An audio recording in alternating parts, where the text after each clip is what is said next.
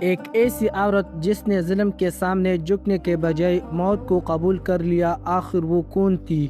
یہ مکہ کا دور تھا، ظلم اپنے عروج پر تھا۔ ایک کمزور سی عورت حضرت سمیہ رضی اللہ عنہا اسلام قبول کرنے کے وجہ سے نشانہ بن گئی۔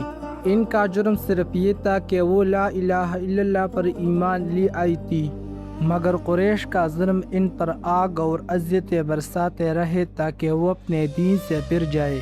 لیکن حضرت سمیہ رضی اللہ عنہا کا ایمان کمزور نہیں ہوا۔ تاریخ بتاتی ہے کہ ابو جہل نے انہیں انتہائی ظلم کا نشانہ بنایا اور اسی لمحے اور اسلام کی پہلی شہید عورت بن گئی۔ یہ وہ ٹائم تھا جب اسلام کمزور تھا مگر ایمان مضبوط تھا۔ حضرت سمیہ رضی اللہ عنہا نے ثابت کیا کہ سچائی کے راستے میں جان بھی قربان ہو سکتی ہے۔ آج ان کے نام تاریخ میں ہمیشہ کے لیے روشن ہے، کیونکہ کچھ قربانیاں جسم نہیں روح کو زندہ رکھتے ہیں۔